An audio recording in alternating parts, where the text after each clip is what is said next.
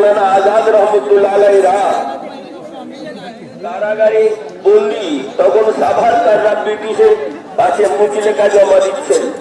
লন্ডনের India house আজও তার সাক্ষী হয়ে দাঁড়িয়ে আছে।